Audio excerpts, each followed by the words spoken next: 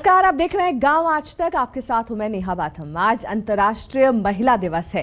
पूरी दुनिया में महिलाओं के योगदान को याद किया जा रहा है। भारत में भी जगह जगह महिलाओं के सम्मान में कार्यक्रम किए जा रहे हैं, लेकिन इस शोर शराबे के बीच गांव की महिलाओं की बात कहीं भी नहीं हो रही है। लिहाजा गांव आज तक में हम आज सिर्फ गांव की आधी आबादी की उपलब्धियों की बात करेंगे। आपको उन महिलाओं से मिलवाएंगे जिन्होंने अपने दम पर गांव की तस्वीर बदल दी है। सबसे पहले चलते हैं मध्य प्रदेश, जहां धार जिले की गुलाब बाई की चर्चा हर ओर है। कहानी है एक ऐसी महिला की जिसके जोश, जज्बे और जुनून को पूरा गांव सलाम करता है। मध्य प्रदेश के धार जिले के आली गांव में रहने वाली गुलाब बाई के हौसले और मेहनत की खुद गांव के पुरुष तारीफ करते हैं। गांव के लिए बहुत प्रेरणास्पद महिला है, जो नारी होते हुए भी साइकिल चलाती है, मोटरसाइकिल चलाती है और ट्रैक्टर भी चलाती है। खेती में काम भी ट्रैक्टर से कर लेती है और दूध बांटना हो तो मोटरसाइकिल से बांटती है। इस नारी को देखते हुए गांव की महिलाएं, लड़कियां को प्रेरणा मिलती है कि हम भी गुलाब बाई सरी की मोटरसाइकिल चलाएं। मेहनत कश गुलाब बाई वो सभी काम करती हैं जो आमतौर पर पुरुष किया करते हैं। गुलाब बाई खेतों में अकेले ट्रैक्टर लेकर निकल जाती हैं। रोज सुबह सुबह वो खुद मोटरसाइकिल चलाते हुए गांव में दूध बांटने भी जाती हैं। मेरे पापा की 30-40 बीघा जमीन है, मैं उसमें खेती करती हूँ। खेती भी करती हूँ, थोड़ा बहुत दूध का भी व्यवसाय है। दूध व्यवसाय के लिए पहले बाइक नहीं थी तो साइकिल चलाई, साइकिल से मैं दूध देने जाती थी। हम घर का ट्रैक्टर ले आए थे, जब से मैं ट्रैक्टर चलाना भी सीख गई। ट्रैक्टर का भी जब पूरा काम खेती में जो भी हकाई, बुवाई, जुताई जो भी करना है सब कर लेती हूँ। हालांकि शुरुआत में इन तमाम काम करने पर उनको तरह तरह के मजाक का सामना भी करना पड़ा, लेकिन उससे गुलाब बाई की हिम्मत पर कोई फर्क नहीं पड़ा।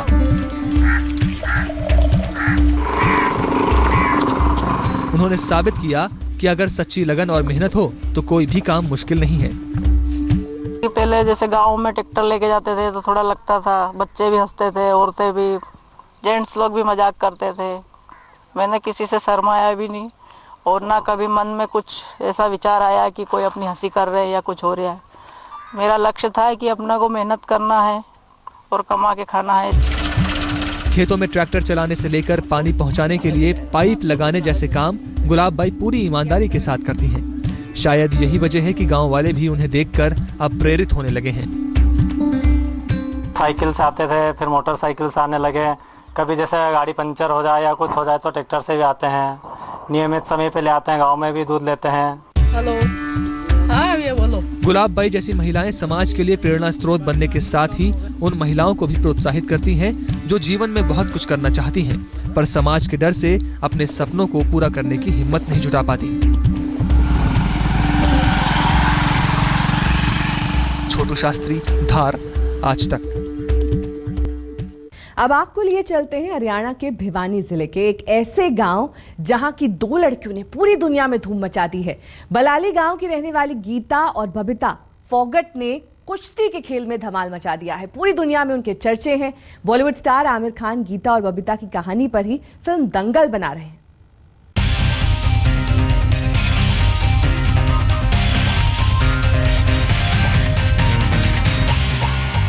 जब हालात साथ न दे तब कैसे हौसलों की उड़ान से कामयाबी का आसमान छुआ जाता है, इसकी मिसाल है हरियाणा में भिवानी के बलाली गांव की गीता और बबीता की कहानी। जब परंपराओं की जंजीर लड़कियों को घर से पैर बाहर निकालने पर भी पहरे लगाती हो, तब कुश्ती की दुनिया में बबीता और गीता ने न सिर्फ अपने गांव बल्कि देश का भी नाम रोशन किया। जो इनकी भाई साहब की मेहनत है, जो इनका जुनून था, शुरू से इतना जोखिम उठाया, सब विरोध झेला, उसके बावजूद जो इनकी मेहनत है, ये लाइन से हट के जो काम किया है, उसके हर एक आदमी आज कहीं पर भी चले जाए इनकी एक तारीफ होती है। आज देश भर में बलाली गांव का नाम गीता और बबीता के नाम से जाना जाता है, लेकिन एक वक्त ऐसा भी था जब बबीता और गीता के सपनों को हिकारत की नजरों से देखा जाता था। लेकिन उनके पिता महावीर ने ऐसे वक्त में अपनी बेटियों का साथ देने का फैसला किया और पूरे गांव के विरोध करने के बावजूद अपनी बेटियों को ट्रेनिंग देनी शुरू कर दी। उसके बाद की कहानी शोहरत को बयां करती है। तो पापा ने लड़कियों को डाल के देखा, गांव में विरोध करती थी कि लड़कियां रेसलिंग कैसे कर सकती हैं, लेकिन पापा किसी की नहीं, यहाँ तक कि मेरी दादी भी कहती थी कि लड़कियों को रेसलिंग नहीं करानी चाहिए। और आज हम इस मुकाम में तो सिर्फ पापा की वजह से। बबीता और गीता ने अपनी जिद और जुनून की ताकत से जो हासिल किया, उसने दूसरी और लड़कियों को भी हिम्मत दी। अब बबीता और गीता के अलावा उनकी 2 बहनें कुश्ती के मैदान में झंडा गाड़ चुकी हैं और इसके पीछे गीता और बबीता के पिता महावीर की जद्दोजहद और माँ दया कौर की दुआएं। मेरे माँ पिताजी बहुत विरोध क्या करते थे, अब लड़कियों की कुश्ती लड़ाना चाहिए। अखबारों में मीडिया में आई भाई गीता ने कैडेट में जो एशियन चैंपियनशिप में गोल्ड मेडल लिया, गांव में जो खुशी का माहौल था। बलाली की कहानी ने बॉलीवुड के मिस्टर परफेक्शनिस्ट को भी प्रेरणा दी और उन्होंने बबीता और गीता की कहानी पर दंगल नाम से फिल्म बनाने का फैसला किया। आज बलाली को नाज है अपनी बेटियों पर। पूरा गांव बबीता और गीता के नाम पर इतराता है। आज तक ब्यूरो।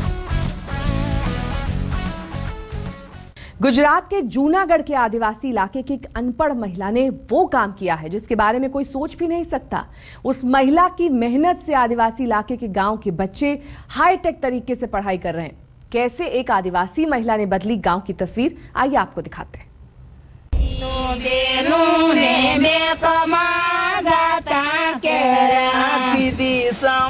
इन तस्वीरों को देखकर कोई भी चौंक सकता है। इन बच्चों और यहाँ के लोगों का हुलिया और डील डॉल देखकर किसी को भी लग सकता है कि वो अफ्रीका पहुंच गया।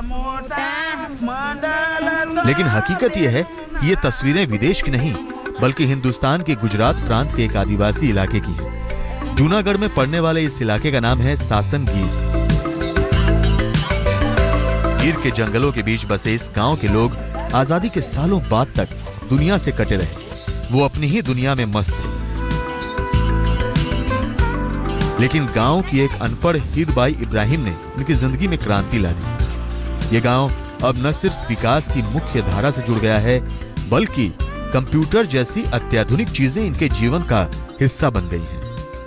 मैं तो ऐसी माटे काम करती हूँ कि मैं जंगल वाया नहीं है पर जंगल बचाया है। मैं बोली एक घेर जाके बोली कि नहीं लकड़ी मत कापो, तुम घर का काम करो, छोटा थे मोटा, कोई पापड़ बनाओ, कोई दिन सिलाई काम करो। आजादी के सालों बाद तक ये लोग लकड़ी काटकर गुजारा करते थे। लेकिन वन संरक्षण को लेकर जैसे जैसे कानून सख्त होते गए, नियमों का हवाला देकर सरकारी मुलाजिम इन्हें परेशान करने लगे। सरकारी प्रताड़ना के खिलाफ हीरबाई इब्राहिम इनकी आवाज बनी। इन्होंने न सिर्फ इन्हें सरकारी प्रताड़ना से मुक्ति दिलाई बल्कि महिलाओं को खेती, फलों के बागीचे और खाद बनाने के लिए प्रेरित किया। इन्हीं के प्रोत्साहन से महिलाएं बचत करने लगी। आज गांव में न सिर्फ एक सहकारी बैंक है बल्कि बच्चों के लिए स्कूल भी खुल गए हैं जहां उन्हें कंप्यूटर की ट्रेनिंग दी जा रही है।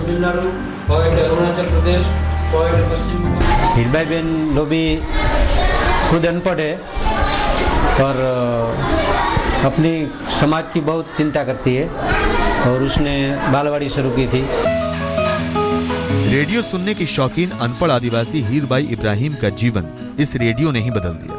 रेडियो से मिलने वाले ज्ञान की बदौलत इन्होंने हर बाधा पार की। इन्हीं की मेहनत से अब तक कुल 700 से ज्यादा महिलाओं की जिंदगी बदल चुकी है। सामाजिक कार्यों के लिए इन्हें कई अवार्ड्स भी मिल चुके हैं। साजिदा खोखार, जूनागढ़, आज तक। झारखंड के नक्सल प्रभावित इलाके में महिलाओं ने अपने दम पर चूड़ियों का कारोबार खड़ा कर दिया है। बिना किसी सरकारी मदद के इन महिलाओं ने सामूहिक प्रयास से गांव की सूरत ही बदल दी है। गांव की महिलाओं ने कैसे किया ये सब, आइए आपको दिखाते हैं। हिंदी सिनेमा में गोरी की कलाइयों पर सजने वाली चूड़ियों ने न जाने कितने अफसानों को नया मोड़ दिया, न जाने कितने फैशंस को चलन में ला दिया। और यूं भी सुहाग की सलामती से लेकर मोहब्बत की दास्तान तक चूड़ियों का बड़ा रोल होता है। लेकिन इस सारी चटक मटक के पीछे की दुनिया है जो अंधेरे के बीच से इन चूड़ियों के लिए चमक ढूंढ कर लाती है। झारखंड के खूंटी जिले के तोरपा गांव की ये महिलाएं चकाचौंध की दुनिया को ज्यादा नहीं जानती, लेकिन उनके हाथ की कारीगरी को दुनिया जानती है।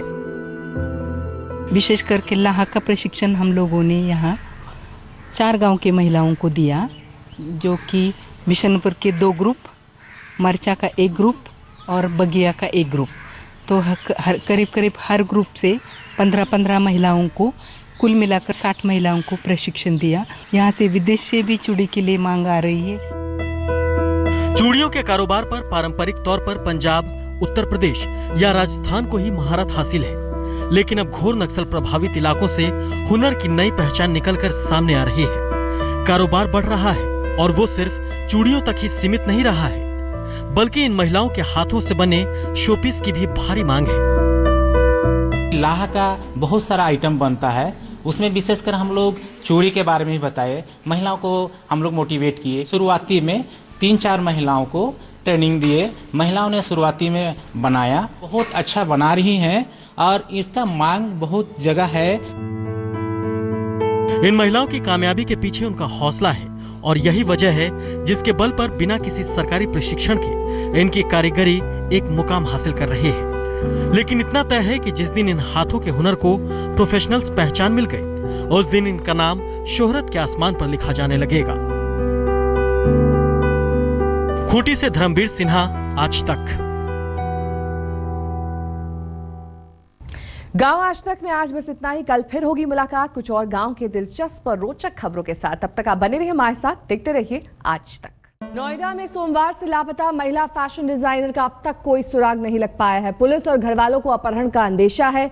नोएडा से दिल्ली जाने के लिए निकली फैशन डिजाइनर की कार पुलिस को नोएडा में ही लावारिस हालत में मिली।